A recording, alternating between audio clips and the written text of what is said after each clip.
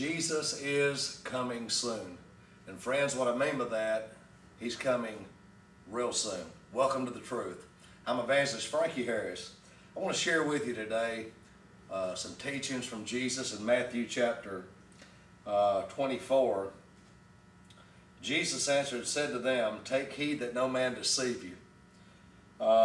We truly are living at the end time, and Jesus warned that there would be many false teachers and false preachers in planet Earth, deceiving as many as they can, and I don't want you to be a victim. In Matthew 24, as Jesus sat upon the Mount of Olives, his disciples came to him privately and asked him, "Tell us, when shall these things be, and what shall be the sign of thy coming and of the end of the world?" I want to focus on the two last questions. What will be the sign of thy coming and of the end of the world? Yes, friends, it's true. Jesus Christ, the one that was crucified on an old rugged cross, he is going to come back. And we premillennialists refer to that as the rapture of the church. Though the word rapture is not in the Bible, it's a word that means to be caught up or snatched away. And Jesus used this phraseology about his born-again church. He was going to come and catch us out of the world. Now, watch this. Jesus said in the 4th verse, answered and said unto them, take heed that no man deceive you.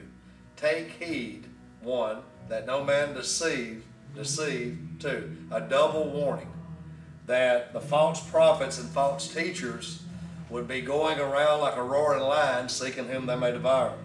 And Jesus said, "For many will come in my name, saying, I am Christ, and shall deceive many. And ye shall hear of wars and rumors of wars. See that ye be not troubled, for all these things must come to pass." Now watch this, but the end is not yet. Now he just answered the last question, the end of the world.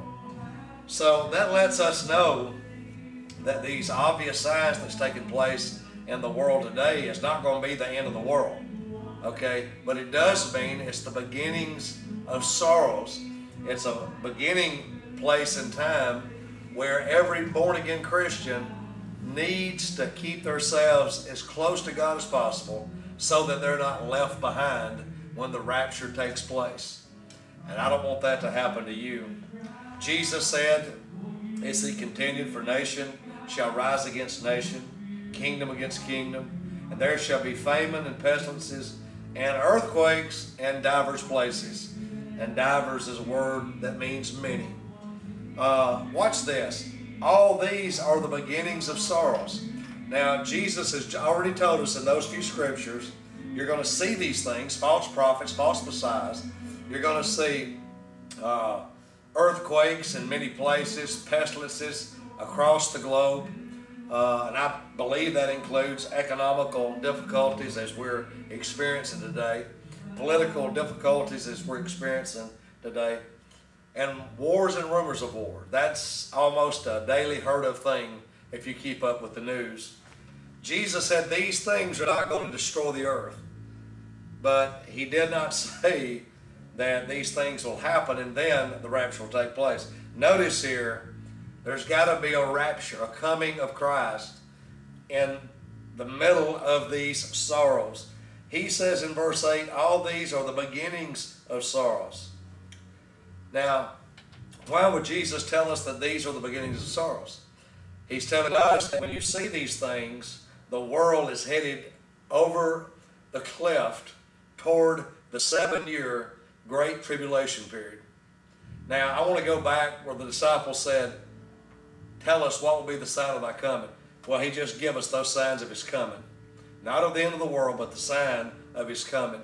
Everything that you're seeing on the news and reading in the newspapers, war, murder, rape, crime, political scandals, and Hollywood slanderous things going on, these are signs that Jesus is fixing to come and rapture the church away. Now, the rapture will take place in 1,500 thousandths of a second. That's like lightning. That's just like the blink of your eye.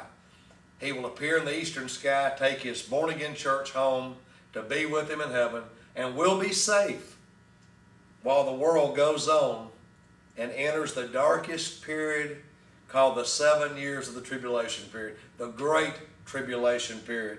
Trust me, friend, you don't want to be left behind. Here's what will happen to those that will be left behind. Verse 9, they shall deliver you up to be afflicted, and shall kill you, and ye shall be hated of all nations for my name's sake. Here is a reference to the Jewish people. The Jewish people that don't get born again, they are truly going to be persecuted during the 7-year tribulation period like no other time in history, and that makes me fear and tremble. You know, we think about the Holocaust in Germany and other periods of time where the Jewish people have suffered tremendously. Jesus said a specific statement here to the Jews: they will hate you for my name's sake. He's speaking to the people of Israel. And listen to this. And many false prophets shall rise and shall deceive many, and because the iniquity shall abound, the love of many shall wax cold. But he that shall endure unto the end, the same shall be saved. Now, Jesus is going to come back at the end of the 7-year tribulation period with the raptured saints. And that is what's called in the Bible as the beginning of the millennial reign, the 1,000 years of peace where Christ will reign on this earth with the born-again church. Glorified saints will assist Jesus in ruling this planet. And notice here that even during the tribulation period, the Jewish people are not going to be utterly destroyed. They will be persecuted, they will be pressed, and I believe that Israel will have to fight a war of their history to survive until Messiah comes back in the clouds of glory. Thank you for sharing your time with me today. I would like to tell you more about this subject, and hopefully in the future I can. The most important thing I want to leave you with today, the signs of Christ's coming are everywhere. Get born again today. Don't be left behind.